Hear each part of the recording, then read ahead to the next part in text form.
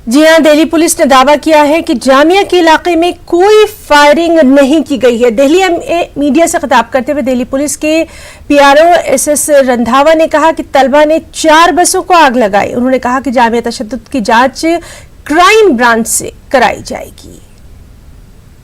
Meanwhile जब इनको chase कर रहे थे, पीछे इनको पुश कर रहे थे, उसमें से हमने कुछ स्टूडेंट्स को डिटेन भी किया था रात को।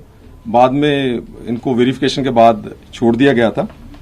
इसी इंसिडेंट पे 2 एफआईआर रजिस्टर हुई हैं, राइटिंग और आर्सनिंग की एफआईआर रजिस्टर हुई हैं। ये एक एफआईआर एनएफसी में और एक जामिया नगर में रजिस्टर हुई है।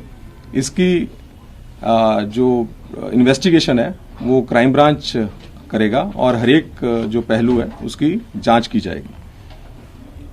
इसके बाद मैं एक चीज कहना चाहूंगा कि कल का जो प्रोटेस्ट है इसमें जो हम आपसे भी टाइम टू टाइम इंटरेक्ट भी कर रहे हैं, सोशल मीडिया भी मॉनिटरिंग कर रहे हैं, इसमें रूमर्स बहुत चल रहे थे।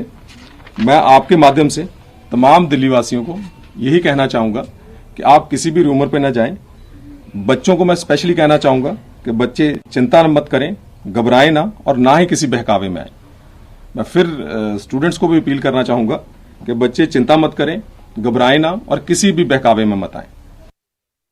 राजनीति है, हमेशा चुनाव हारने के डर से वो इसी प्रकार के हथकंडे अपनाते हैं।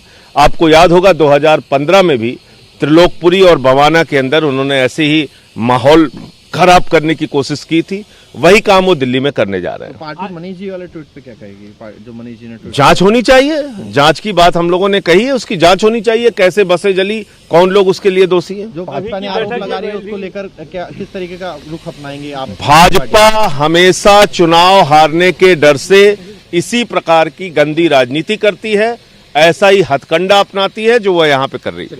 एक मिनट भैया, एक मिनट। उसकी मुखालिफत की जा रही है। उधर जामिया मिलिया इस्लामिया की वीसी नजमा अख्तर ने यूनिवर्सिटी कैंपस में पुलिस की कार्रवाई की सख्त अल्फाज में मजम्मत की। दिल्ली में प्रेस कॉन्फ्रेंस से खिताब करते हुए उन्होंने कहा कि इस मामले में एफआईआर दर्ज करवाई जाएगी। नजमा अख्तर ने यह भी कहा कि इस मामले की गैर जानिबदाराना जांच कराई जाएगी।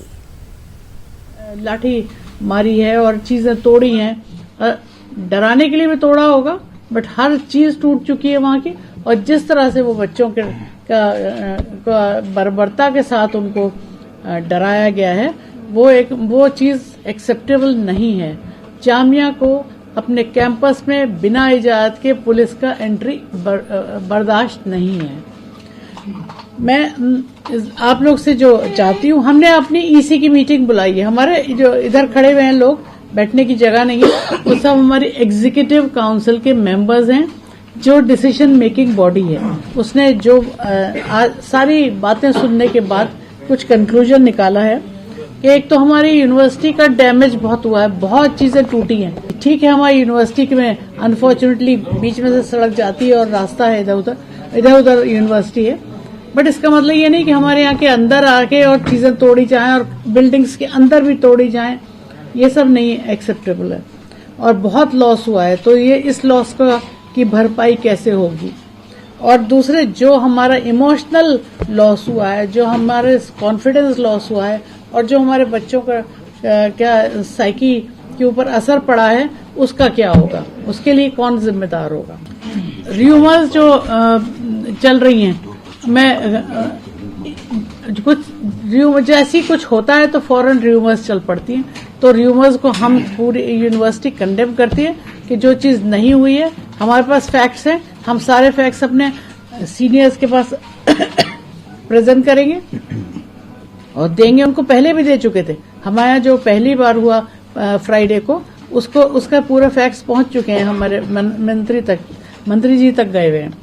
तो वो फैक्ट्स हम देंगे इस वक्त। बट र्यूमर्स को हम चाहेंगे आपके माध्यम से ये कहना कि प्लीज ना तो र्यूमर्स चलाएं और ना उन पे बिलीव करें, क्योंकि उससे एक इमेज टार्निश होती है। हमारी यूनिवर्सिटी के जब भी बात लिखी जाती है, अगर बाहर कुछ हो रहा है उसे कहते हैं जामिया। मैंने अपना एतराज किया था, आप सबने उसको एक्नॉलेज भी किया है कि प्लीज जो एरिया, अगर जामिया एरिया में हो रहा है या जौहर मोहम्मद अली जौहर रोड के ऊपर हो रहा है, उसे जामिया मत कहिए। That is not the Jamia university. और हमारी अगर खाली जामिया कहेंगे तो हमारी इमेज टार्निश होगी उस यूनिवर्सिटी की जो आज तक इतनी पीसफुल चल रही थी। This was the only peaceful university in बहुत सारी यूनिवर्सिटीज के बीच में।